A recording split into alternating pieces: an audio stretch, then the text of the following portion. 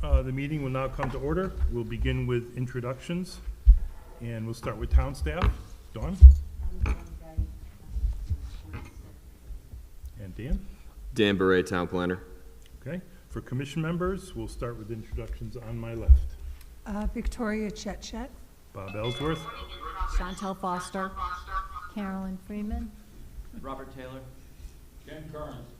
Okay, we will not be seating any alternates tonight. We have a full commission. So next item is a motion to accept the agenda, please. So moved. And a second? Second. All in favor, say aye. Aye. Aye. Opposed? Okay, the agenda is accepted as presented. So we'll start with public hearing for application 22-02, 264 Freestone Avenue, request for special permit modification for conversion of existing manufacturing space into warehousing of cars, motorcycles, boats, and jet skis. Application and property of Global Freestone LLC, Assessors Map 20, Lot 179, Zone I. May I have a motion to open the public hearing, please? So moved. And a second? Second. All in favor, say aye. Aye. Opposed? Okay, the public hearing for application 22-02 is now open. Would someone like to speak on behalf of this application? If you would, please approach the podium and identify yourself for us.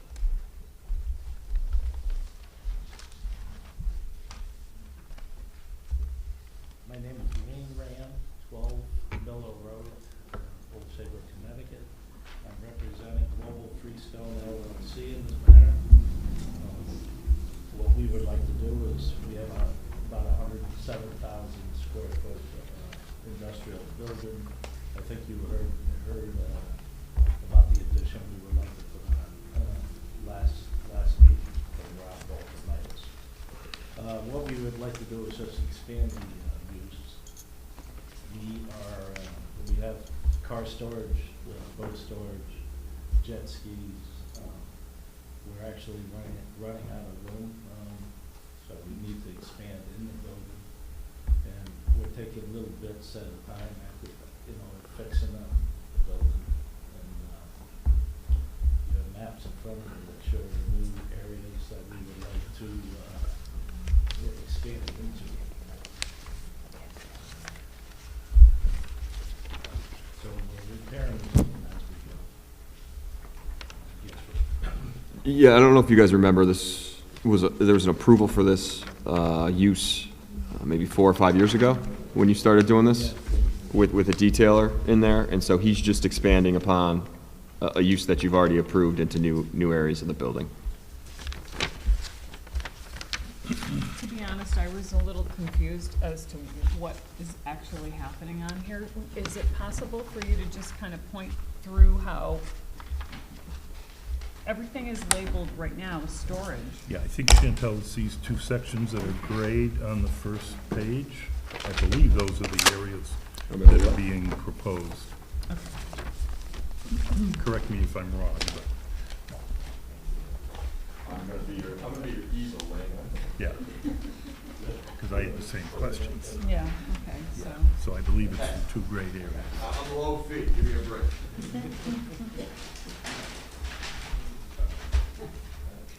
Plus, the back of the building, the detailer is here. He started about 4 years ago. These are all cars that are, lots here, cars that we put in, including this area here. We'd like to expand. So those things that say storage over there, they're already storage. Yes. That's the way it is. Okay. Here, All right. including this. We'd like to expand in this direction. Well, this But that's a separate application. I think got that's approval. why I was confused, He's right? got approval for all of this, he's just expanding this use into these areas. Okay, So it's okay. maybe about 100 cars or so. Okay.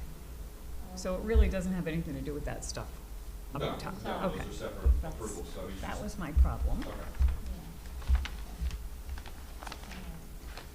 The new thing, I just, got approved here. Right. Okay. So the current tenants, we had a Yeah. But everything is being converted to storage? The remainder of the building is being converted to vehicle boat storage, that's my understanding. So the auto detailing is staying? Yes, yeah. And all the businesses that are in there are staying in there? Right. And you're just, I guess, improving upon the building so that you can add storage? That's correct. And if we, if we get a tenant that wants to do something else, we'll be back in front of this commission. Okay, because, The idea is that we're not gonna, it's like storage is almost like something you put in, that you'd like to convert someday to a rent. And as we do, if we got a section like this that we can rent to an industrial use, we'll come back here. Get that. and the one that we just approved for the plastics thing, that's in the section up there? One of these. Okay. And the same with these storage units, you have to come back if another tenant built them. Yeah. Okay, so I have a question. So all these cars and stuff, they belong to other people? Yes. So do they need parking? No, they bring their car in, out. Oh, so it's like they're using it as a garage? Yes. Oh. Do they park themselves? They can park it, certain people can park themselves. Yeah, I guess so we can hear you, yes. Or we can be recorded. Typically, retail, diesel guys, bring the car, park it. But some people can go with their car at certain times. And boats, none of that, we take the boat, we bring it in, and we bring it out this way. So the area that you're looking for approval for tonight, is that essentially open space and you're just using it for parking, or are these individual compartments? No, it's all one big, like 10,000 square foot area. Open space. So it's open. So you're thinking that you need 0 parking for this? Or is there some number of spaces that, because this isn't gonna be storage for the auto detailer, that's a separate, he won't be putting cars in this area. You're looking at long-term storage for vehicles, right? Yes, And- usually when people bring their cars in, they drop their car or boat, and we don't, winter storage basically. It's basically a 6-month business. It's winter storage. Parking isn't necessary. If somebody comes and leaves their car in the summer, somebody will come park and drive their car take a day trip or whatever. So some parking is needed. How much parking do you think? I've never seen it more than a few, 2, 3, for, to take them up and bring their car out for the day, so. It's usually, they just drop them and leave them and pick them up and, get it started. So right now, he has 11 dedicated spaces to that use. Jeff Jacobson touched upon that in his memo, and the idea was that would be sufficient for this use, but if, like Wayne had said, if a new use is introduced into the building with a new tenant, he'll come back and we'll have to re-examine the parking situation at that time and maybe add spaces. We do have room, we have more parking than necessary.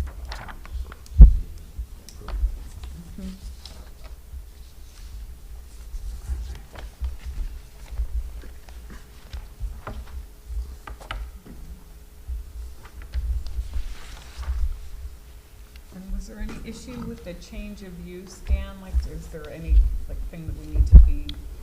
The one comment I would make is, and that was highlighted by Andy Goff, the fire marshal.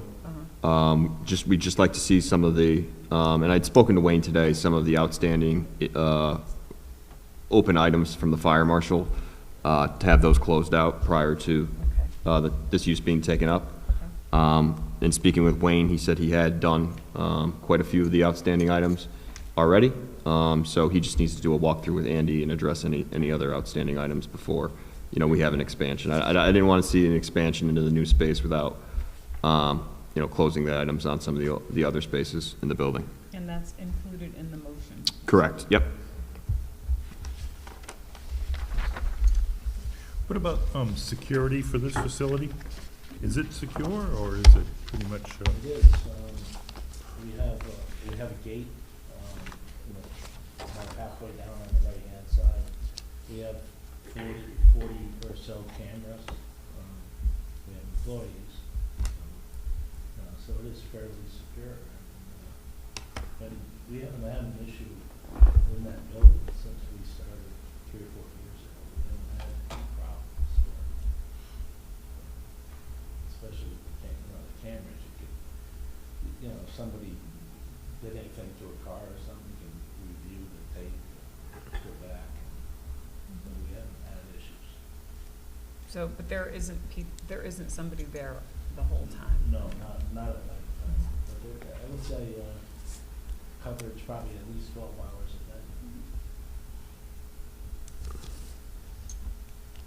a day. Okay, further questions by commission members? Questions or comments from members of the public?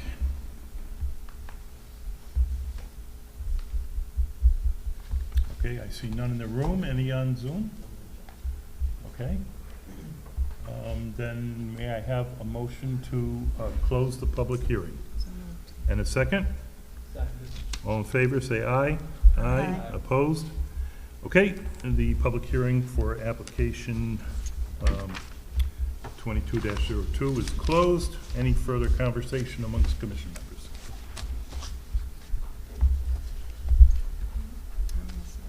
Okay, I guess then if we do have a motion. That's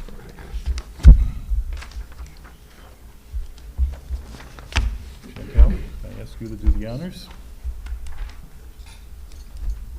Motion to approve application 22-02, 264 Freestone Avenue, request for special permit modification for conversion of existing manufacturing space into warehousing of cars, motorcycles, boats, and jet skis. Application and property of Global Freestone LLC, Assessors Map 20, Lot 179, Zone Industrial, as shown on a set of plans entitled Global Freestone LLC, Parcel 264 Freestone Avenue, Portland, Connecticut, prepared by Robert V. Beltramides, P.E., floor plans entitled Storage 264 Freestone Avenue, Sheet C1, floor plans entitled New Storage Area, Sheet A-1, dated 5/6/22, prepared by Blue Moon Design, and based on all plans, renderings, and information submitted, testimony provided, and subject to the following instructions and conditions that are integral to this approval. 1, that this approval will expire in 5 years. 2, that 3 paper copies of the final revised plan and 1 Mylar be submitted to the Planning and Zoning Department for endorsement by an officer of the Commission. The endorsed Mylar shall be filed on the land records within 90 days as per zoning regulations section 10.5.3.2.a. 3, that any exterior light fixtures must comply with zoning regulations section 8 and must be approved by the zoning enforcement officer prior to installation. 4, that any signage requires a signage permit and must conform to zoning regulation section 8.4. 5, as a condition of approval, the outstanding fire code open items and violations as outlined in the fire marshal's memo by Andrew Goff be addressed prior to a permit being issued for this approval. 6, that the certified letter of approval be placed on the revised final plan. 7, that a zoning permit be issued prior to the start of activity associated with this approval. 8, that per the town's engineer memo dated 9/15/22, that any future use of this building must be limited to solely indoor storage and not tenant-occupied businesses unless necessary approvals are sought and adequate parking is installed. Reasons: the proposal conforms to section 6 of the zoning regulations. May I have a second to the motion, please? Second. Okay, this is Bob. I vote aye. Victoria? Aye. Chantal? Aye. Carolyn? Aye. Rob? Okay, any opposed? There would be none, so the application is approved. Thank you. Next item is a public hearing for application 22-03, 55 South Road, request for two-lot subdivision, application and property of Kathleen Kavanagh, Assessors Map 78, Lot 18, Zone RR. May I have a motion to open the public hearing? So moved. And a second? Second. All in favor, say aye. Aye. Opposed? Okay, public hearing for application 22-03 is now open. Would someone like to speak on behalf of this application?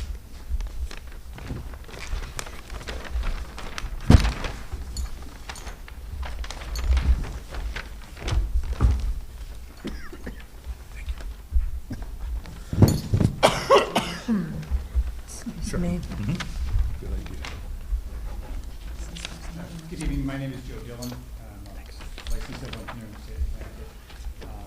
For disclosure, I work for Jacobson Associates, town engineer, but I am representing my mother-in-law, Kavanagh, for the two-lot subdivision at South Road.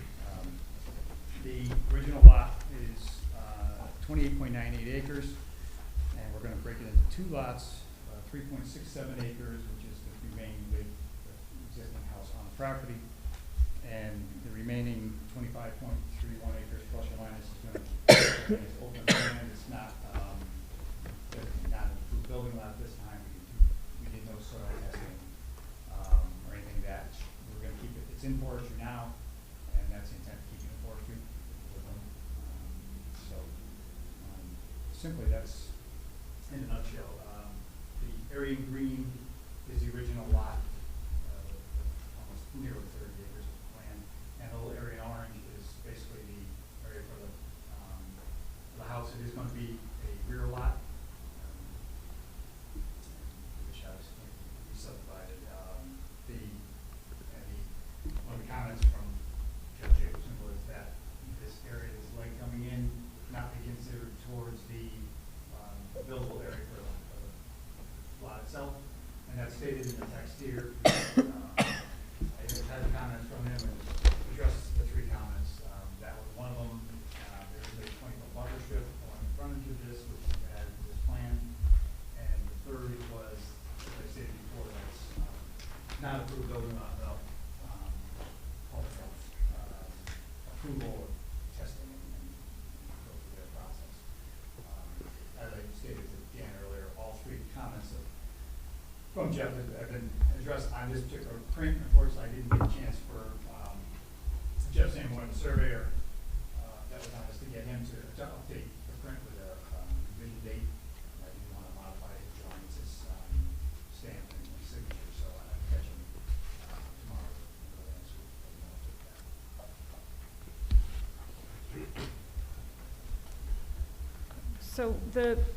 So just the intent is just to break off the piece that the house is on and then just have this big area, this big long strip that's just going to stay the way it It is. is right now. Currently, there's a house on a 30-acre piece of woods, and now the house is going to be broken off as, acting like sell the house, but not the land. So right now, the house is able to convey that, but not keep the land in the family. Okay. But at some point, you said it's not an approved building, it is not an approved building lot at this time, but it could be at some point. Is that true or not? Yes, there's big up, there's frontage, there's some projects on two roads, County Right, Road yeah. and South Road. There's potential, but right now, there's no interest. We enjoy it as all of us as woodland, hiking, and hunting out there, so it's going to be like that for the foreseeable future. Okay. Okay.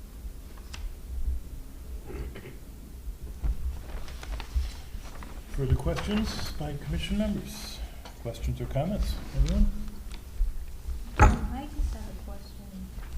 Speak into the microphone, please. I just have a question. Because this is a subdivision, or is it considered a re-subdivision? Are we supposed to be asking about conservation? They're supposed to be looking at it, so, down the dip. Yeah, just turn it. We did go to Conservation Commission last night. Oh, okay. And they Just so the camera. easements. Dan, Because it is, just point it at the camera this way. as being enforcement, that is. Okay. Yeah, it's good. Sort of open space designation in itself. And Okay. there's no development of roads and stuff, we're just cutting out the lots, stay with the house. Okay, And not recommended. all right, got you. Okay. Questions or comments from members of the public? Anybody online? Any further questions or comments? Looks like you're still pondering something? Well, I just want to understand that you're just taking the house and the small lot away from the larger parcel so that you can maybe sell the house without selling the larger parcel. That's correct, yes. That's the sole purpose Yes. of this. Okay, I just wanted to be clear. I couldn't hear you the entire time you were speaking, so if I made you repeat, I'm sorry. No problem. Okay. I just have a question as to why did we have this thing from the Chatham Health District for sewage disposal area preservation? What's that all about if there's no new building? I think that threw me off. So I think that's referring to a reserve area, so they need to ensure that there's another place for a septic system if the one on site fails. I believe the note from Jeff Jacobson is because there was no soil testing done on the remaining land that's being broken off. So he just doesn't, he's just trying to prevent future confusion that somebody's just gonna look at that and say, oh, I can buy it and build no matter what. You need to have health approval so that you can ensure that there's a septic system. None of that has been done. Right, but they did adequate soil testing on the lot being broken off. Okay, Yeah. okay, I got it. It was confusing. If you're ever confused in the future, please reach out. I'd be happy to clarify. I'm just teasing. Okay, any further questions or comments? Okay, then may I have a motion to close the public hearing? So moved. And a second? Second, All in favor, say aye. Aye. Opposed? Okay, public hearing for application 22-03 is now closed. The public hearing is now closed. Any further conversation amongst commission members? Does the motion include these comments by Jeff Jacobson about the not an approved building lot? That's on here, right? I don't see where it says not an approved building lot. Right, he has not had a chance to update the mapping. Oh, that was what he was saying. Yeah, in the he has beginning. said he's addressed, going to do it. he has Okay. addressed all of There's Jeff's, a lot I didn't hear what he said, so. and that is a condition of the And it's motion. on, Yeah, so we did get an email from Jeff stating that all the conditions have been met. We hadn't received a map in the office, so I just wanted to keep that in there just for your own comfort. thank you. Okay. so please. Carolyn, could I ask you to read the motion, please? In the microphone. Okay. To approve application 22-03, 55 South Road, request for blue lot subdivision. Application and property of Kathleen Kavanagh, Assessors, map 78, lot 18, zone RR, as shown on plans entitled Property of Kathleen A. Kavanagh, re-subdivision map dated April 2022 and prepared by Land Survey and Technical Services, Inc., and information provided with the application and at the public hearing, and subject to the following instructions and modifications integral to this approval. That the number one, that the certified letter of approval be placed on the cover sheet of the plan set. 2, that all actions associated with the subdivision be completed in accordance with the approved plan before September 15th, 2027, which is the date that this approval shall expire. 3, that a licensed land surveyor certify that all lot monumentation and any required conservation easement markers have been installed in accordance with the plan and town policies. 4, that the Mylars be filed on the land records within 90 days of the end of the appeal period and that 3 paper copies of the complete sets of plans be submitted.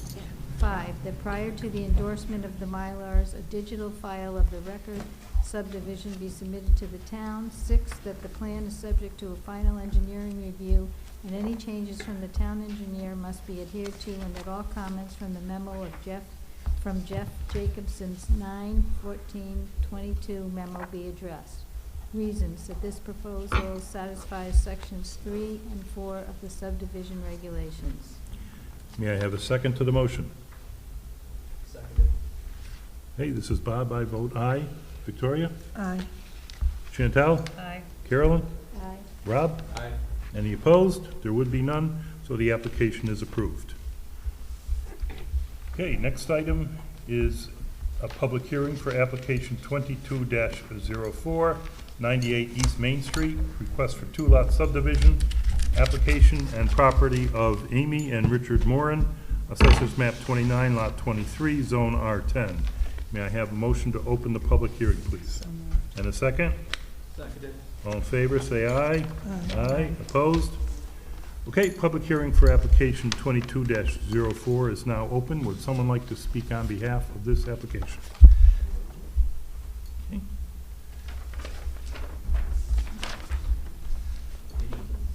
Good evening, everyone. My name is Rick Moran, and we own a house on East Main Street with almost about an acre of land, and the majority of it is unused. So we would like to split that lot, subdivide the lot, and we don't have immediate plans for what we're going to do with the lot, but we'd like to eventually build a home on it. So if I can borrow Dan to be the easel, I would really appreciate that. I hear he's really good at this. My rates are going up, though. Send us a bill, dear. So as you can see, this is our existing home, and we're on a corner lot. We have East Main Street and Church Street. And we've had a little land surveyed, and there's a proposed split on the lot here. It'd be, I think it was 140 feet on Church Street by 90 feet on East Main Street.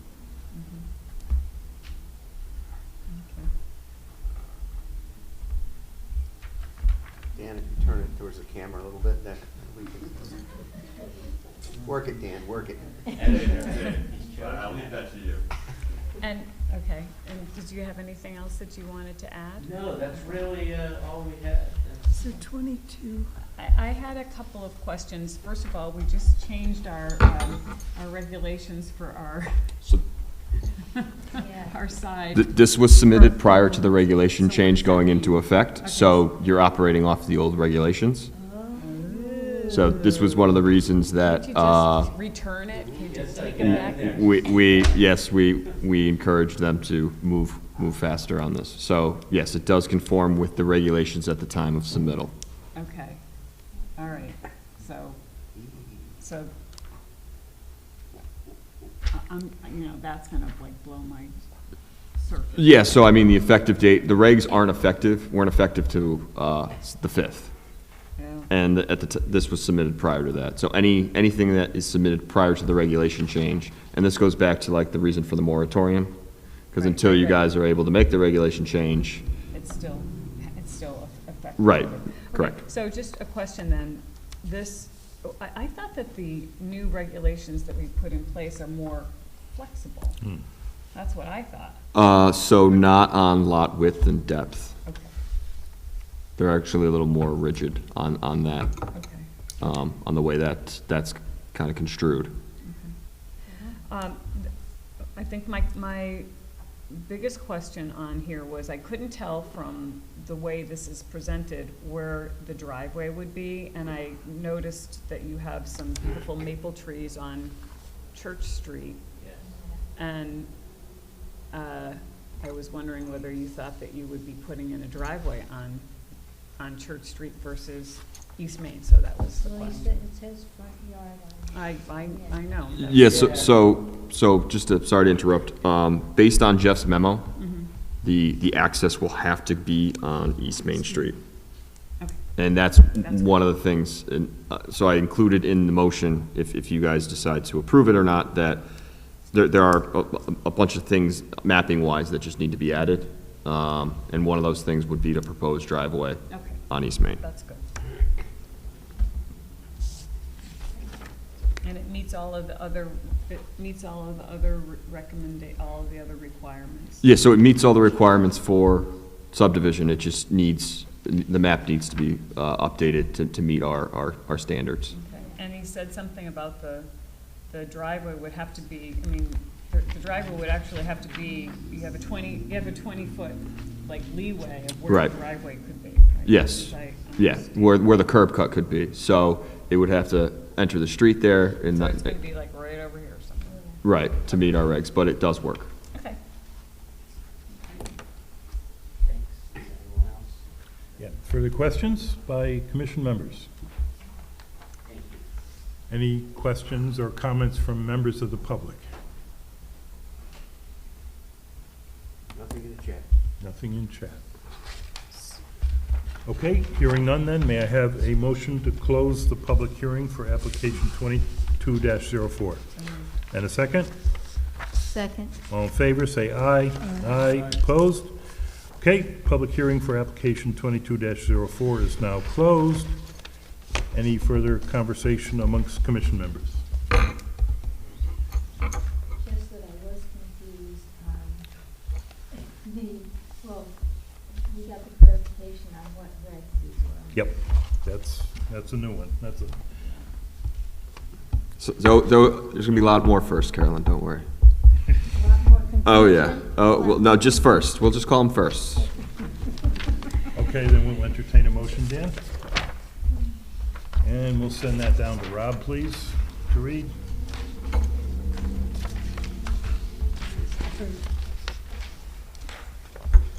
All right, so motion to approve application number 22-06, 98 East Main Street. Request for two-lot subdivision. Application property of Amy and Richard Moran, Assessors map 29, lot 23, zones R10. As shown on plans entitled Improvement Location Survey showing existing conditions along with preliminary lot split on property of Richard and Amy Moran, dated September 7, 2015, and prepared by E.E. Harvey Jr. and Sons Incorporated, and information provided to the application and at the public hearing, and subject to the following instructions and modifications integral to this approval. 1, that the certified letter of approval be placed on the cover sheet of the plan set. 2, that all actions associated with this subdivision be completed in accordance with the approved plan before September 15, 2027, which is the date that this approval shall expire. 3, that a licensed land surveyor certify that all lot monumentation and any required conservation easement markers have been installed in accordance with the plan and town policies. 4, that the Mylars be filed on the land records within 90 days of the end of the appeal period, and that 3 paper copies of the complete set of plans be submitted. 5, that prior to the endorsement of the Mylars, a digital file of the record subdivision be submitted to the town. 6, that the plan is subject to a final engineering review, and any changes from the town engineer must be adhered to, and that all comments from the memo of Jeff Jacobson's 9/14/22 memo be addressed. Reasons that this proposal satisfies sections 3 and 4 of the subdivision regulations. Just to clarify, this is application 22-04. Oh, I apologize, Okay, that's obviously my fault. okay. Okay, may I have a second to the motion, please? Second. Okay, this is Bob. I vote aye. Victoria? Aye. Chantal? Aye. Carolyn? Aye. Rob? Aye. Any opposed? There would be none. So the application 22-04 is approved. Thank you. Are you relatives of Hazel's? No? Okay, just wondering.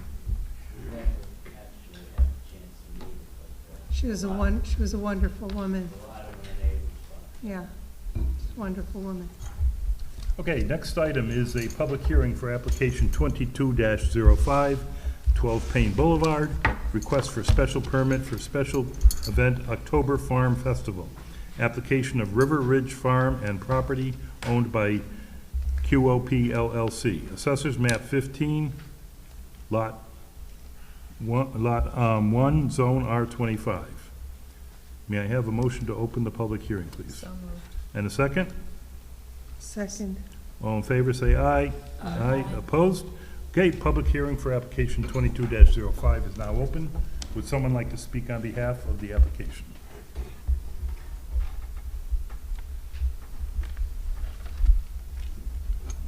Hello. You gave me a microphone. No, you didn't give me a microphone. So I'm Dakota Lovelock-Eastman, owner, operator of River Ridge Farm on 12 Payne Boulevard. And we want to do each Friday, Saturday, Sunday in October. We want to do a small farm festival. So we'll be selling pumpkins and mums in our usual market setup on site, and then doing like scheduled farm tours throughout the afternoon. And then our friends from Reverie Brewing Company in Newtown will be hosting a beer garden on site. So we are getting an open air permit from the Department of Consumer Protection, pending approval here. And yeah, so it's every Friday, Saturday, Sunday from 3 to 7:30 for every weekend in October.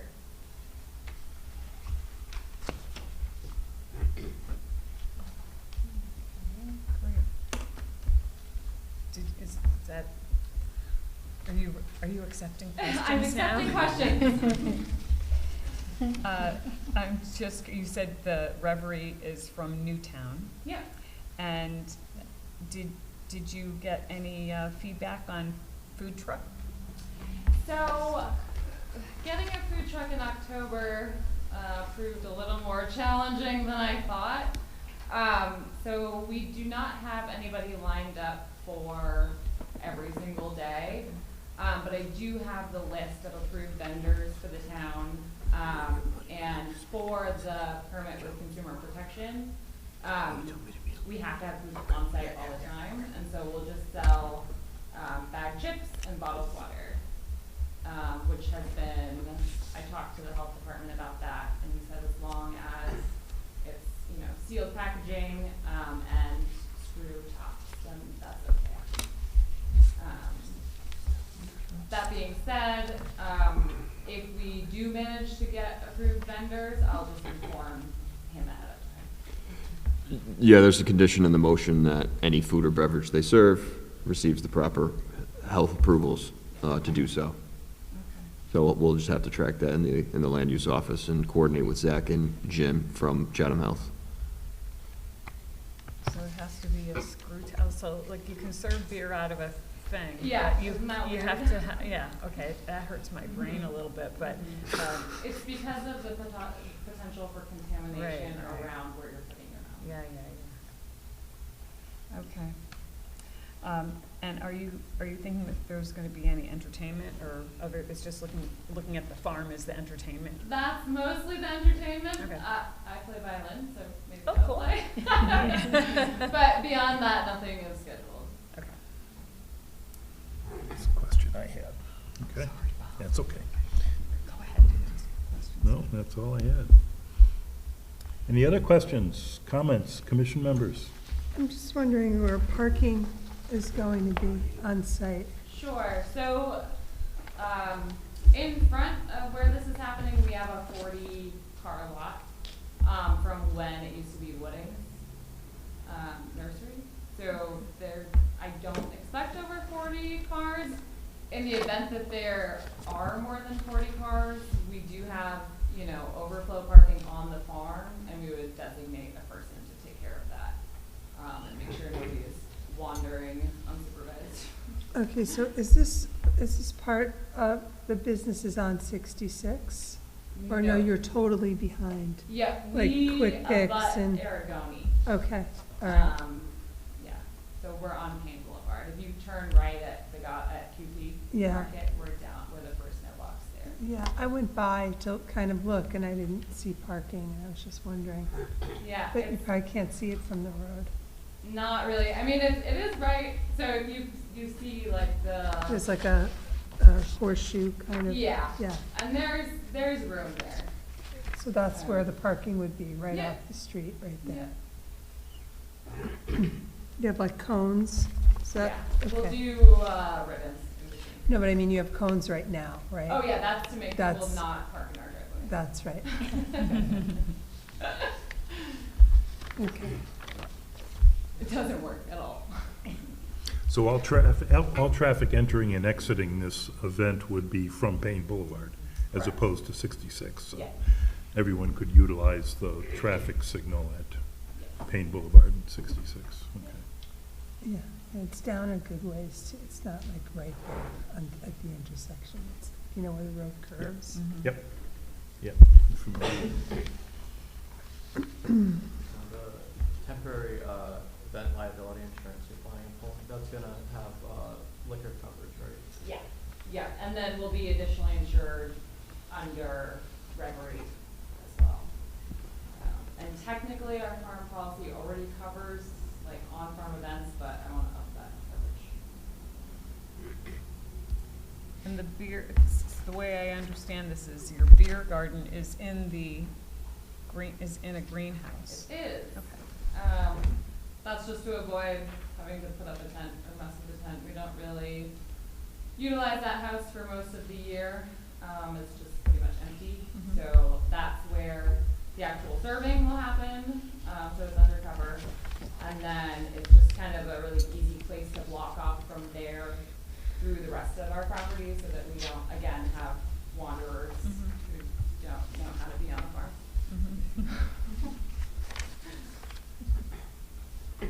But you are going, it says outdoor seating, so there's going to be, there are gonna be places where you can just sit Yeah. outside, Yeah, not in the beer garden. correct.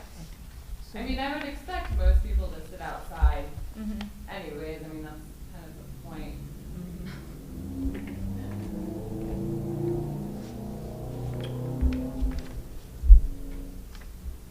As far as checking age requirements for consumption of alcohol, would that be like bracelets? Are you going to assign bracelets or That will just be per drink sold, per drink sold? or per, yeah. And Reverie will be handling all of that. So it's not, it won't be our employee, like, that's Reverie's job.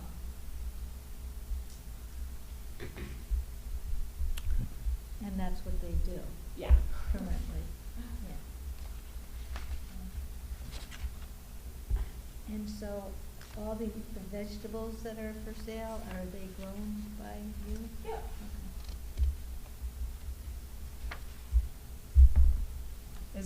What's the lighting going, it looks like you're thinking about doing this only during daylight hours, is that what the 2 to 7 is? Yeah.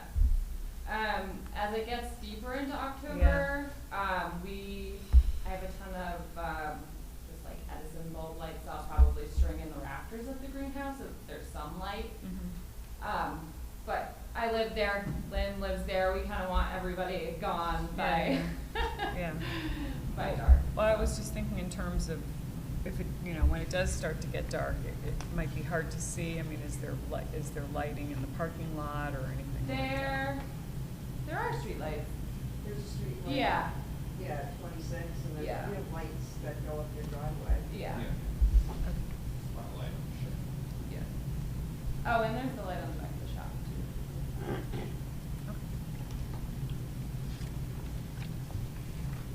Okay, further questions or comments?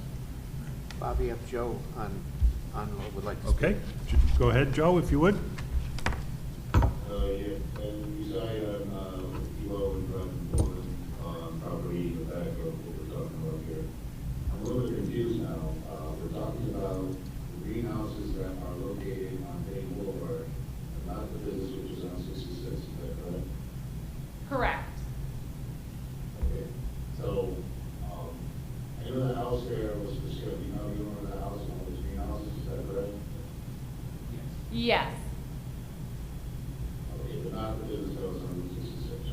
Correct. So we talk about a farm, you don't have farm animals, you basically, last time I was there, it's actually all flowers. So we talk about a farm, what's the attraction to having a farm there, right now where the property is? Well, we farm the entire farm, so all of the land out behind the greenhouses, that is all cropland now. And then we have converted all of the greenhouses from plastic floriculture to soil-grown organic production.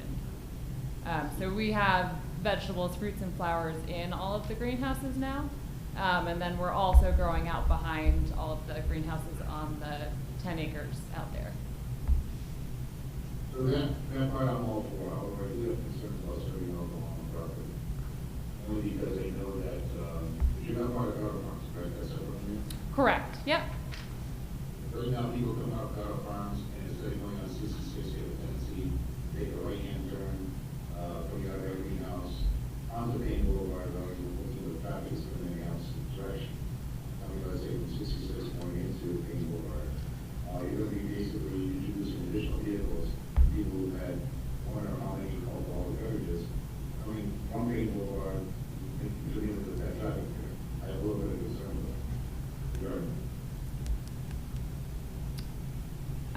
I understand. What would remedy your concerns? So I'm sorry to interrupt you. This is just kind of more procedural things. Joe, could you direct your questions to the board? We're not supposed to have like a back and forth between. Yeah. So if you could direct your questions to the board, and if the board can then kind of redirect your question. I know it's kind of clumsy. It's just the kind of the procedure for the meeting. Thank you, Jim. I would say that the last statement which I made, I'm expressing your concerns to the board, and propose this on virtue of that alcohol beverages to be served on premises. There is a very short driveway going from the parking lot that she's talking about onto Payne Boulevard. We also have an adjoining business there which is not a farm, does not serve alcohol. However, a lot of times people don't go on to 66 initially because they don't want to be caught in the traffic and we wait for a while. So what they do is they take a right-hand turn coming out of the greenhouse, out of the food stand, I should say, onto Payne Boulevard, oftentimes not looking both ways when they get into the intersection. We're going to be introducing additional traffic on Payne Boulevard, which is going to be people who have had one or more alcoholic beverages into a situation which is potentially dangerous. So I'm in fact opposed to the motion. Personally. So I guess, could you help us understand the distance that your driveway, the entryway to your greenhouses and the farm festival is from the light at Route 66? Yeah, at least, yeah. 75 yards. And the gentleman's concern is people exiting your event, turning right on Payne Boulevard? I think he's concerned about them going left. Going left on Payne Boulevard. Stands on the corner, on the corner 66. Excuse me, sir, could you just go up and speak for the mic? Because, yeah, that guy can't hear you, yeah. I was trying to understand the traffic flow concerns. Yeah, so the parking lot of QP has entrance and exits on 66, but Correct. then they have a long driveway that comes out on the end of Payne, right where Onto the light Payne. is. Yep. And so often, they're coming out of there because they don't want to pull on the 66 and turning on the light. I think he's saying maybe sometimes they turn the wrong way on Payne, or just that there's a short distance there. Okay. Was that the, Joe, I believe it is, was that your concern? Yes, obviously the people that are making that turn out of that food stand are making a right-hand turn onto that long driveway because their intent is to get to the light at the intersection of Payne Boulevard and Route 66, rather than us going on to Route 66 directly. When they get to the end of that driveway, they have a tendency not to look both ways. I'm oftentimes coming in, heading eastbound on Route 66, making a right-hand turn going home, and what I noticed is that I've got to slow down, stop at the light because there are people coming out of the business there, out of the farm, who are not looking to see where I'm coming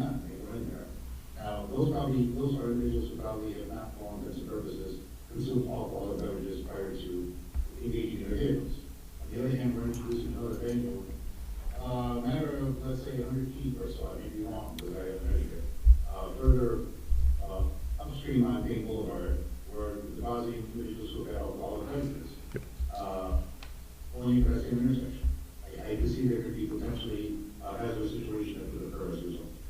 Okay, thank you. So just for a point of clarification for the board, it's 320 feet from the Gada's exit on Payne to their first driveway, and it's 500 feet to the second driveway. I don't know if it would make you more comfortable, Joe, if they had a designated entrance and exit, with the exit being the furthest of the two, along the, so it's away from the curve as well. I don't know if that would improve your feelings of the safety of the situation. Yeah, I was really thinking of what you would have as a closer of the two entrances, if you will. You mentioned an entrance and exit. The entrance you're referring to is a driveway which is in closest proximity to the light at Route 66 and Main Boulevard, correct? Correct. So then you basically go into a parking lot area, and you can actually do a turnaround, make a left-hand turn, go on to Main Boulevard.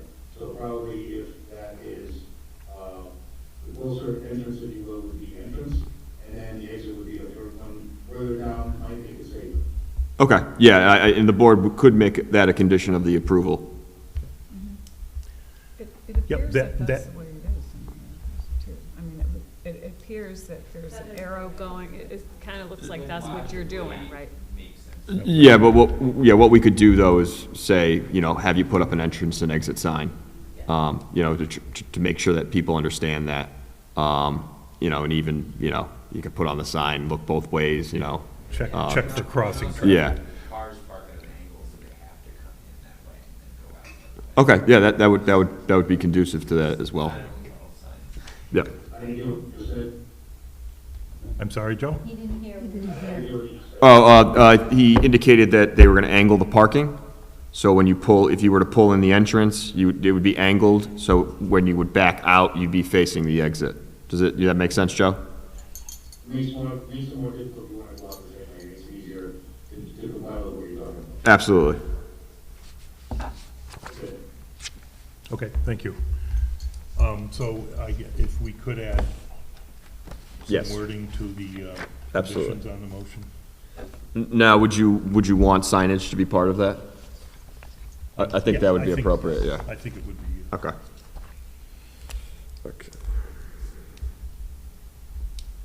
Yeah, a small step to be safe. Okay, additional questions or comments from members of the public? Yes, ma'am. Yeah, I'd just like to. If you would please speak in favor of it. identify yourself and, I'm Lynn Keller, and I live at 15 Payne Boulevard, so I live across the street from 12 Payne Boulevard, so I'm probably the most impacted of the neighbors, and I fully support it, because I know it's been a tough year for Matt and Dakota with lack of rain and starting up a new business, and I also think it'd be really educational for the people who come to actually tour the farm and see what a great job they've done with sustainable farming. I've gone over and toured some of the greenhouses, and it's just incredible to see ginger growing in the greenhouse and figs, and I just think it'd be great for Portland. Bring in more people to Portland and see that Portland does support sustainable agriculture. So, thank you. thank you.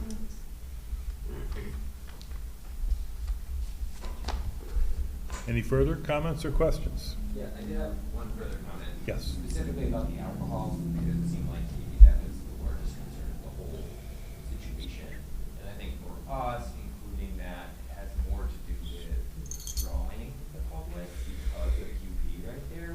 We don't have much offer like beyond what QP already has. So in order to bring the community in, make it more of a community event, offering more than just what they can already get right up the road. I mean, that's the whole issue with the farm being there, for the retail spot in Middletown, because otherwise it's directly competing with a farm stand directly on 66. Okay, thank you. Can I just ask one question? You may. Are you going to have things like games for kids and things like that too? Okay. Yeah. Yeah, yeah. Yeah, yeah, okay. Hay bales. Pin the tail on the donkey. A real dog. That was a pretty good one. Okay, further questions or comments? Anyone in chat? Nope. Okay. Okay. Then may I have a motion to close the public hearing for application 22-05? So moved. We'll give that to Chantel.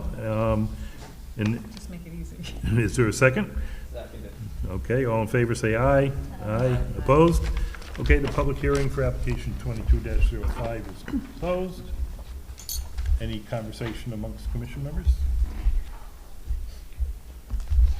Okay, then we'll entertain a motion, Dan. I'll take this one. Motion to approve application 22-05, 12 Payne Boulevard, request for a special permit for special event October Farm Festival. Application of River Ridge Farm and property owned by QOP LLC, Assessors Map 15, Lot 1, Zone R25, as shown on site plan and described by applicant and narrative prepared by the applicant, and based on testimony and subject to the following instructions and conditions integral to this application. Number one, that this approval allows for 5 3-day weekend special event festivals as described in the submitted narrative to be held in accordance with the layout depicted on the proposed site plan and submitted narrative. 2, that this approval will expire in 5 years. 3, that the applicant will require food vendors to contact the Chatham Health District relative to required permits prior to the date of the event and receive all necessary approvals. 4, that the applicant will address any concerns of the fire marshal relative to use of any buildings and tents for the special event. 5, that the applicant receive the required approvals from the Chatham Health District for any food and beverage served. 6, that the applicant address any outstanding comments from the town engineer's September 14th of 22 memo. 7, that the endorsed letter be filed on the land records prior to the date of the event or within 90 days, whichever comes first. 8, that a zoning permit be issued prior to the special event. 9, that an entrance to property is nearest driveway to Route 66 and exit is furthest from Route 66. Signage for those will clearly be displayed, and signage indicates to watch for cars and pedestrians.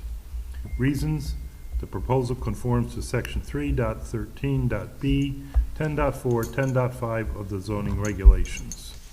May I have a second, please? Second. Okay, this is Bob. I vote aye. Victoria? Aye. Chantel? Aye. Carolyn? Aye. Rob? Aye. Opposed? There would be none, so the application is approved.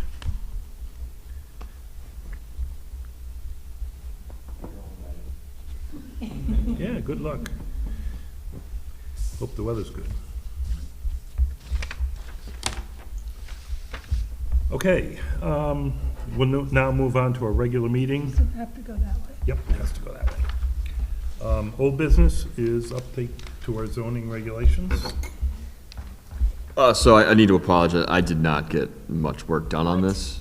Yeah, it's been busy. So I will redouble my effort. I guess one thing, it was a bit of a thin meeting in terms of commissioners last time, so I don't know if any other commissioners have any other input. We had discussed, if you haven't looked at the minutes, kind of appropriate zones for potential cannabis uses. And also, we were discussing the fact that alcohol had come up at a prior meeting with the prior zoning enforcement officer.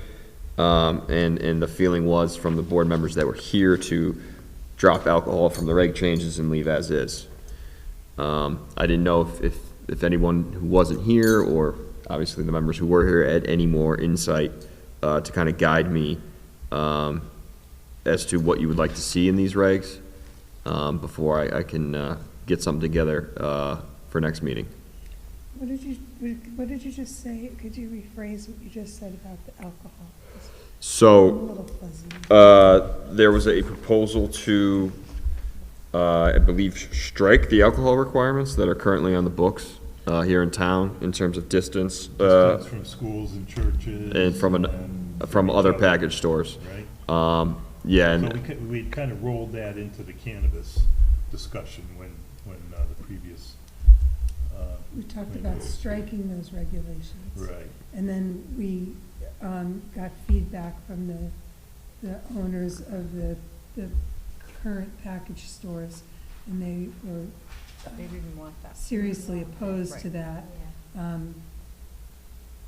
And so I thought that, and then my recollection is correct, we kind of said, okay, let's think about it separately, and not think about it as a package store, but come up with our own.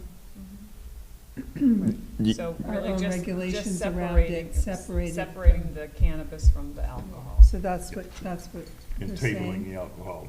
yeah, Leaving it just the way it is. Leaving- Right. Leaving it the way that it is. Yeah. I'm a little, you know, that was, I admit it. that was a really good synopsis of what we had talked about last week, because I wasn't here for that, so I was on wasn't it. either. Okay, well, This was from months ago. yes, Yeah. this is from the spring, Okay, yeah. okay. And the other thing we talked about was kind of an approach for coming up with the cannabis regulations, and we talked about, you know, we as commission members kind of laying out in layman's terms, if you will, what we want to see the regulations accomplish. And then we turn that over to Dan and let him put it in the proper language, the regulations. Because otherwise, I think we're gonna get hung up wordsmithing. Whereas if we can convey to him the ideas, what we want to see regulated, he'll do the how, Right, and I think, and come back and present it to us. So are you saying, well, did we, hold on, what did we say about it? I think when we were doing this before, we were kind of getting into the wordsmithing, getting hung up on that. yeah, so I was gonna write, do some things a little differently, like the notes in the table, I was gonna put definitions in the regulations rather than, get to footnote number 12. I thought those were getting a little excessive. One of the things we talked about was, I don't have that either. Did you get that last meeting? No, this is from 2 meetings ago. yeah, we had sent this out, I think, for the meeting. You have it, you'll have it. I can send it back out. I'll make a note to do so. Do I have it online? If you No, could was send in it a back packet. out. Yeah, I'll send it back out, Carolyn. So I But we have it talked either. about, putting, making the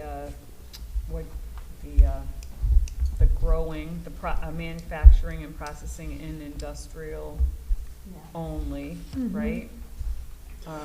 Yeah, correct. What else did we talk about? We talked about not allowing sale or cultivation in the B3 zone.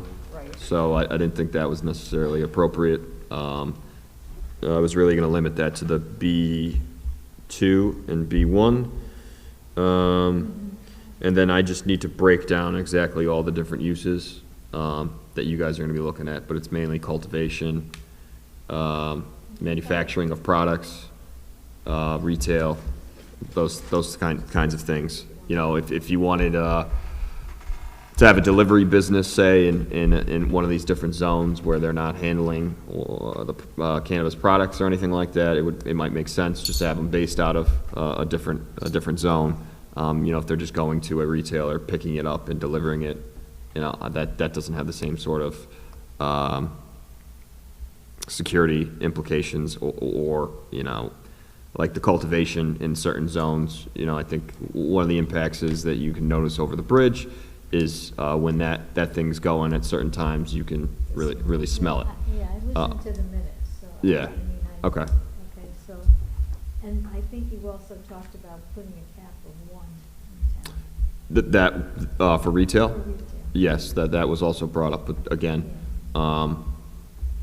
that's certainly up for debate. So, but do you have what you need from us then? Because Some of it, yeah, I wanted to re-clarify this stuff, and it's been busy. Okay, I but- just, but you have like what? I think I have a good start, yeah. Okay. But if you guys had further input, Right, because we were missing some key commissioners. yeah, it was only last 3 of us meeting. last time, But or so 3 of you. far, I'm in agreement with everything Yeah. that's been Okay. said. So, I'm happy to one, the districts, I'm on board with all of that. Now, let's keep in mind, any regulations within a given district, within a given zone. I remember when we were talking about Marlborough Street, there was some concern that there were apartments. It might have been apartments above the proposed location, which got approved. And as I recall, the town attorney had raised that as a potential concern we might want to think about. Well, but, right, they were getting rid of that. Right, but in the future. Yeah, if you wanted, there were to be a new, if you wanted to keep that consistent, Yeah. I think it would help any applicant or business that wanted to come to town for some sort of cannabis-related product in certain instances to know that ahead of time. So you would just say that it had to be. Well, so if by it was itself, retail or cultivation, it had to be by itself. it would have to maybe be a standalone building, or, Single use. I mean, you could just say no residential, mixed use. No So mixed use. no residential with commercial. You could have another commercial tenant next door, say if you were in one of the strip malls in town. And obviously, I don't think a cultivator's gonna go in any of those, but with a cap on one retailer, which we already have approved, that's probably not as important, but we certainly could codify that if you wanted to. And I think you also talked about that, let's say, Walmart couldn't sell retail. Yeah, it wouldn't be accessory, and the way the state statute's set up, it can't happen that way, but Well, certainly. we know that could change. Yes, so that could tomorrow. change. So if you Right. didn't want it to be an accessory use, that certainly could be something Yeah, that we could should be add. in there too. Okay. What do you think? Accessory use. Yeah, because I mean, like right now, you go to the gas station, you can buy cigarettes. If you allowed this as an accessory use, if they ever change state law, which wouldn't be for a very long time, I don't think, you couldn't just go to the gas station and buy marijuana at this time. You would have to allow that in the regs. So you could kind of codify that now if you so choose. I think Well, that's a something tough to one. consider. Okay, well, yeah, we can keep it on the back burner. We have, We you can know, always change it later. Well, I'm just thinking of, like, the cookie, the brownies, things like that. I'm thinking yeah, that's all in the same boat. that would all be in the set, would Oh, all be yeah. part of that. And Yeah, that's you- what I'm saying. you I can't think do that right now, no. But it might be something that people want to do in the future that, Well, so. it's different from going into a store and buying all these different, plants and things like that. Yes. It's a different thing, and like maybe Malili's wants to sell brownies. Yeah, just the way statute's set up right now, that's not allowed. And Connecticut's kind of more, I don't want to say behind the times, but I guess a little more old school. In a lot of other states, you can go to CVS and buy alcohol. You can't do that here. You need to go to, you can go to the grocery store and buy alcohol, but you can't go to CVS and buy alcohol. You can't go to the gas station and buy alcohol. You can't go to Wawa or whatever and get some beer. So, it is a little more conservative here in Connecticut, and we can put that in writing now, but I'd be shocked as to what point that you can go to the gas station and buy a pack of joints like you can a pack of cigarettes. The required security they want for you right now is really high. Like in Middletown, they're looking at where the Bank of America was for their a potential cannabis retailer, because they have a safe. Wow. And that saves them a lot of money in terms of securing I their think that was product. one of the things that Yeah, that guy was saying, that yeah. he has to have this, he has to. Yeah, have it has this to be secure. safe. And like, that level of the security would apply to accessory use as well, do you think? well, that's the thing. I don't think you could. And I don't think you could provide that level of security. Right. And so that's part of the, maybe if this becomes more accepted over time, who knows? But we certainly can put that in writing now, if that's what you so choose. Or wait till a time that you think that would be appropriate. It's really, Yep. So just things to keep in mind. We don't need to answer it tonight, but just yes, things to think about. I'll try to reformat this Yep. a little differently. Just mainly, I think a lot of the subnote, the subcategories, the subnotes or whatever, 7, 8, all that stuff I would try to take out and put in the actual definitions. I think it's a little cleaner that way. Could we have accessory use requiring a special permit or something? Well, all this right now is special permit, even just a primary use is by special permit, but we could specifically list it as an accessory use is not allowed. It's not allowed, yeah. Right now. Well, it's not, and it's not allowed. Yeah, and I mean, if they change state statute in the way that it was, they would probably, well, I don't know, they've given us a lot of choice with the regulation of cannabis so far, in terms of how towns want to handle it, but potentially state statute could override whatever we do here anyways. So if the state said you have to allow that as an accessory use, I mean, it would be, you know, we'd be left holding the bag, I guess, but I don't foresee them doing that. This is obviously still kind of in the trial and error phase a little bit, I think, and, you know, just like the cap at one store per 25,000, you know, things are going to be changing.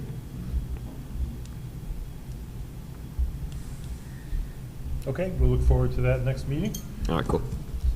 in 3 weeks. So then, solar regulation discussion, Dan. Okay, so I was approached by First Selectman Curley regarding sustainable CT through the town achieved brown status, I think, when Ashley was here, and through hard work from Mary Dickerson, the town got up to silver, I think it is, and now Ryan is interested in the town achieving climate leader designation. One of those, you need like 75 points in their matrix. One of those things is solar regulation and solar in general. That's like 20 points. It mainly has to deal with zoning. There's a little bit on the building side and some training we need to do with land use staff as a part of that. But there's a series of things, really just a review by me and a memo to you guys, kind of talking about where our solar regulations are and how they might be streamlined based on material given to us through Sustainable Connecticut.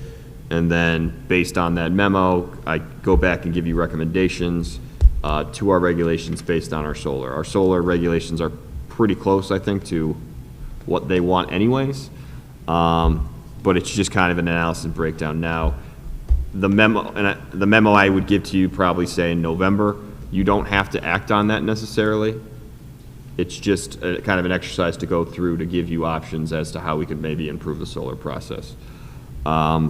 You know, some of the things they talk about is, you know, getting rid of setbacks for solar, getting rid of height requirements. You know, we already have on the books, if you're doing flat panel solar panels on your roof, you know, you don't have to meet height requirements. One of the things I wouldn't want to see is say, and this is, well, totally up to you, but I would recommend against it, is say, getting rid of setbacks for solar. So say a solar array on a monopole that tracks the sun, I think it's appropriate that meets setbacks. Because typically, if whatever the setback is, somebody wants to shove whatever they have right against it. You know, they're not like, oh, I'll keep it as far away as possible. People don't want things in the middle of their yard. So these solar monopoles are pretty sizable. I've had complaints about these in the past, even when they met setbacks. But so, you know, I wouldn't recommend getting rid of setbacks for such a structure. So, Dan, where, you talk about solar regulations, where are they? They're in the, I can't remember the section off the They're top of my in head. here? Yeah, there's something in there, yeah. Okay, I guess. Yeah, I don't I remember. I believe it's in the form of an exception, just on something, but otherwise you know, most of the applications we get are rooftop solar, and it, you know, it is addressed in our regulations. Okay. I'm sorry, I don't have that off the top of my head. No, this has been on the books since prior to me being here. Right, but I guess it just has it's nothing that's ever come to us before, because I could don't let us ever know what it recall is. doing anything with. Because the regulations are so well written. Well, it's just an administrative thing, probably. Yeah, all rooftop solar panels are administrative, and So we We do. don't see them. Yeah, we do a lot. I give a little sign off on the building permit for solar, but we don't even require a zoning permit for solar. Unless it's a monopole structure. If it's just rooftop solar, it's it's pretty easy to get through the process right now. You just have to meet building code, which that's not something that they're looking for us to address.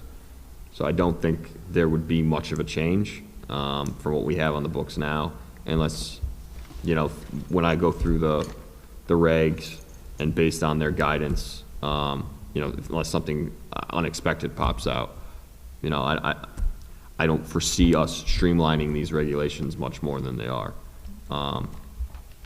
You know, we don't charge a fee for zoning. It's pretty, the zoning side of things is all I basically look at it really is that they're flat panels, solar panels on the roof. And if it was a monopole, then I would send them through another, you know, a different route through a zoning application to make sure that met setbacks. But I've never seen one of those come through in this town. I know they exist in this The town. monopole? Yeah. Were we ever given like a deadline for when, Mr. Curley wants to? He had outlined kind of a timeline with me, and that was to get a memo to you guys for review in one of the October meetings, probably be the second October meeting. And then, based off that meeting and your feedback, provide the next step in November. And that would pretty much be all, you know, you guys as a board need to look at, unless you wanted to make regulation changes. And at that time, you know, we could, you know, I could write up the regs and, you know, we could go through the public hearing process if you thought something needed to be addressed. So that was the idea, to the memo to you in October, and then the second one in November. Okay. Any questions? Okay, next item then is staff report. Any correspondence, Dan? No correspondence, but I will say we've had a lot of inquiries on people in businesses wanting to do some expansions. So you'll be getting those down the line. I don't think it's solely from the buzz we've gotten from the clearing of Brainerd Place, but it seems like, you know, in some situations there's some positive business activity going on in town. That's Good. great. The view coming across the bridge is impressive, I'll tell you that much. It is. I never imagined that. Yeah, those pillars, you just kind of want to go hang out on that porch there and just. It's great. I was on the roof of the Community Health Center this afternoon, and so it's like a 5-story building. Yeah. Shingling these And days, or? I was weeding. So they have gardens up there. And it's quite lovely. And have you been up there? It's just lovely. And you feel like you're in a, you know, you're on the north end of Middletown, but you feel like you're in a completely different spot. And when you're on that roof, you look across, I mean, it's just amazing. It's a beautiful view of that property. It's gonna be awesome. I guess the one other thing I would say is, I was going to try to figure this out myself first, but since we're here, I would appreciate your feedback because this might make things easier. I was called by Steve Sullivan, he's the engineer for Brainerd Place, and they had certain trees behind the gas station and at the corner of the Sage House where 66, you kind of go on the corner for 66. Now, in their original plans, they had proposed saving trees in those two spots. Some of those trees are either dead, dying, or as you can see from by the Sage House, it's a birch tree and it's like, it's fallen over. Now, they have requested to remove some of those trees from the proposed plan. Now, I can potentially do this as a minor site plan modification and not have it come back to the board. Now, it does talk about necessary landscaping in this minor site plan adjustment or whatever. I don't like that wording. It's kind of subjective. To me, necessary landscaping would be some sort of buffer, not a proposed preserved tree, especially if they're dead, or in one instance, kind of hanging over the gas station, and if it did die, that gas station's getting crushed. I wanted to get your feedback on there. I have pictures of all the trees to document them. It's probably 6 or 7 different trees. They would be replacing these trees not in kind with the same size tree, but with trees in a landscaping plan that I would need to approve as part of this. I just want to get your feedback as to whether you thought I could make that modification to the proposed plan administratively, do more research, or whether you would want that to come back to you. So I have two comments. A resident did stop at my house to talk, to chat, and did mention that one of the trees, which he thought was quite an amazing physical specimen, had been taken, and it was one of the oak trees, kind of, I think, in the bend, at the bend, where you come around there. So it had led me to believe, who was responsible for determining which trees get saved and which got removed? The applicant, but in the CO process, I would be making sure that the trees that they said would be there are there. Now they, So you're the yes, they had gone around and wrapped white ribbons around the trees to save based on their approved plan. So that oak tree may have been too close to, say, a proposed driveway or proposed construction, because what they're doing right now for the larger specimen trees is they're fencing them off around the crown to make sure that any heavy equipment does not disturb the roots or damage the roots. And the two or three biggest ones are right, kind of behind the Brainerd house. It's pretty prevalent, but they may not have proposed to save that tree. Now, if they took that down when they weren't supposed to, certainly, we're gonna look for some sort of recourse. So you haven't done that matchup, you haven't done that yet? No, I mean, things are kind of moving, Yeah, so so usually that would be at the end of the process. But you're, By then, we're the trees assuming are that they're gone. doing what they're Well, supposed yeah, I mean, unfortunately, after the facts to. Great. There's not much happen. to do. Yeah, I can't control, I can't control that. But it was the applicant who said, we'll save this tree. They proposed saving certain trees as landscaping. Yeah. There was no requirement for them to do so. I see. I mean, they should provide adequate landscaping to, beautify the place. I mean, one of the trees that we were kind of on the fence about, there was one tree I told them that needed to stay. It was just too big and nice. One of them, it's the one, there's the birch tree, I mean, if you wanted to, I could print out the pictures and show you guys at a subsequent meeting. Dan, could you just send us those pictures? Sure. I mean, just send us the pictures. I mean, we've probably all driven by, you can see the trees, so Right. if you can send us the pictures and I can do that. identify what they are. Sure.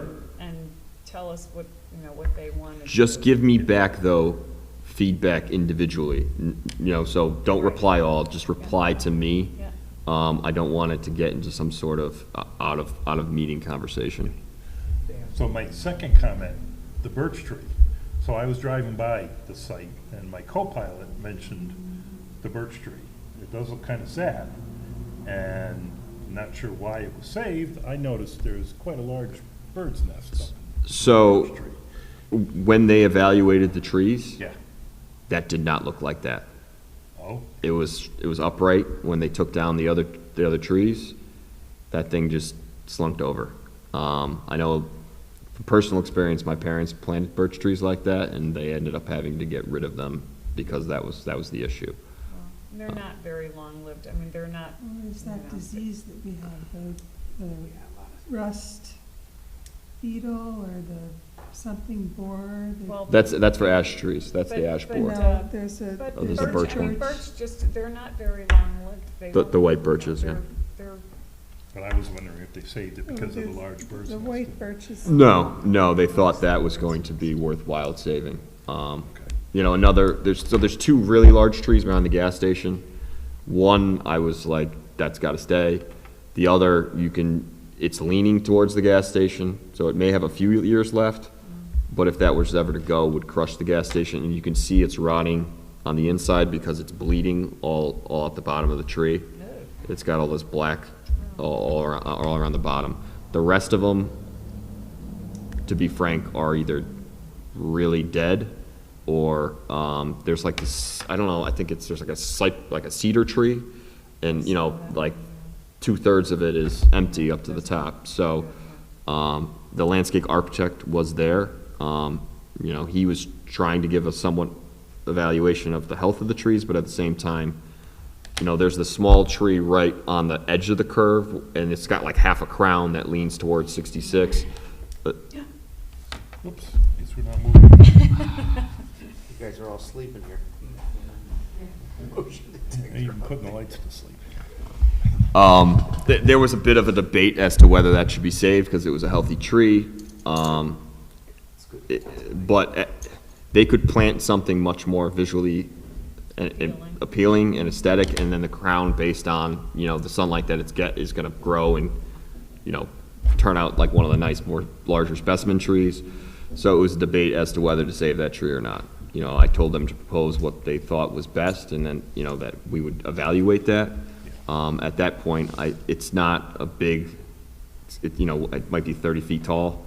It's not a great tree. I told them at that point that, you know, if they wanted to just propose that to go as well, and they provided suitable landscaping and replacement, that might be adequate. So I guess the question Rob's been trying to. Go ahead. Can we just ask them to get an arborist to take a look at these trees and submit a report of, like, what's the probability of, like, whether this tree is gonna be able to survive if they try to keep it, and, you know, what, like.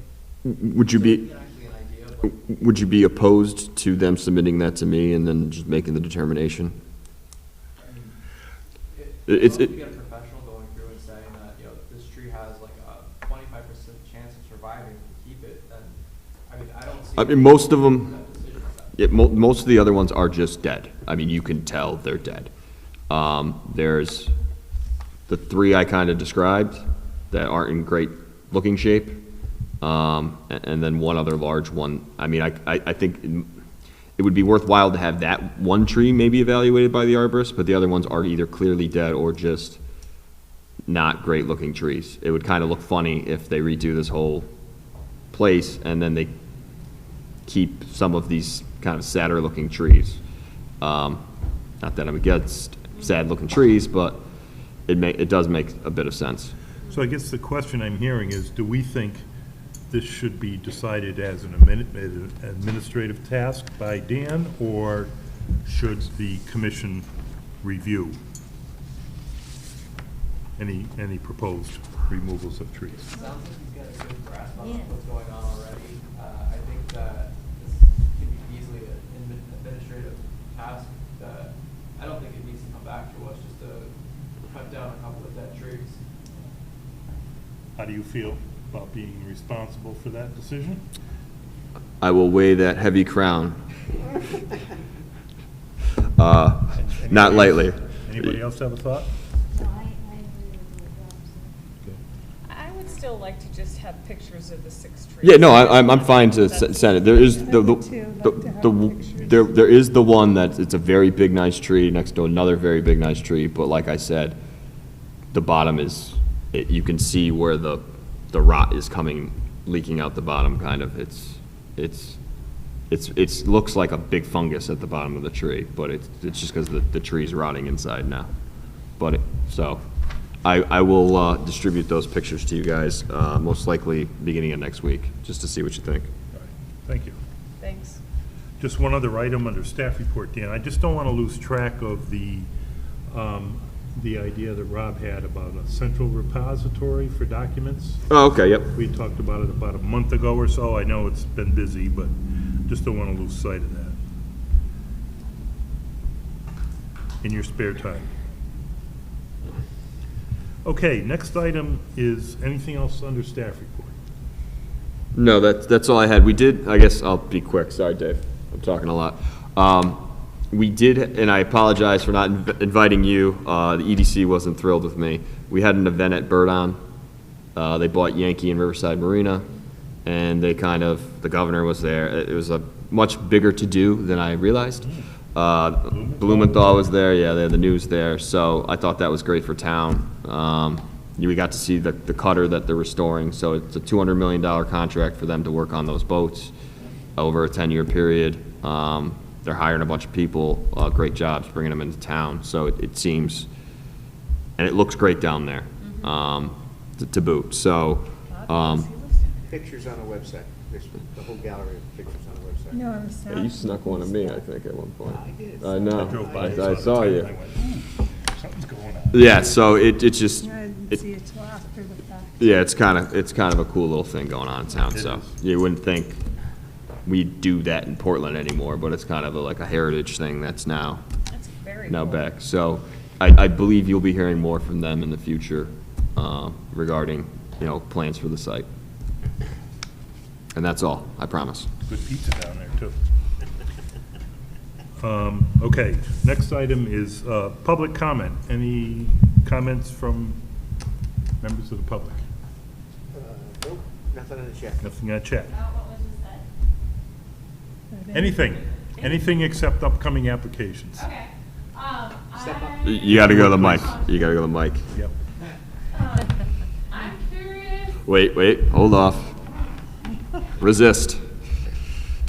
I'm curious what would happen if somebody wants to put up a solar array of like 40 acres of prime farmland.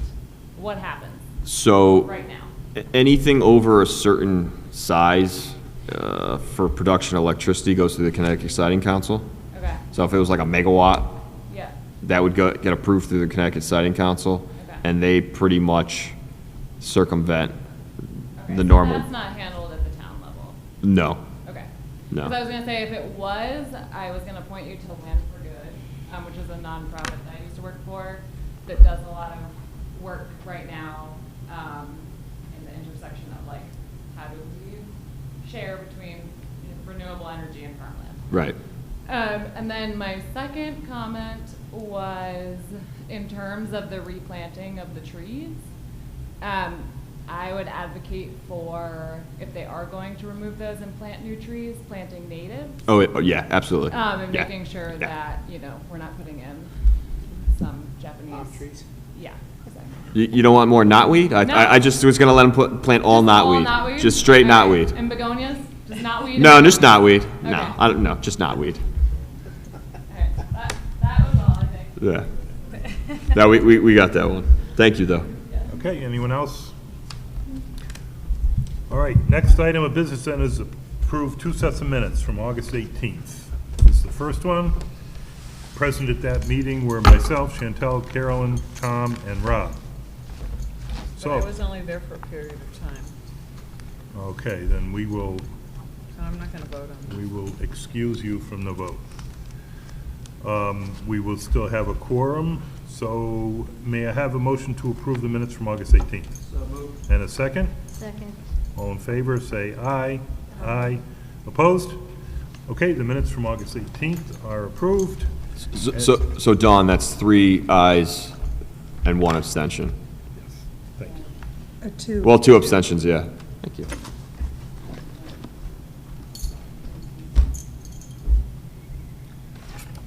Okay, and then the next set of minutes to be approved is from September 1st. Present at that meeting were myself, Chantel, and Rob. So may I have a motion to approve the minutes of September 1st? So moved. And a second? second. All in favor, say aye. Aye. Opposed? Okay, the minutes are approved, and the next item is a motion to adjourn. So please. moved. Second? Seconded. All in favor, say aye. Aye. Opposed? Okay, the meeting is adjourned. Hallelujah.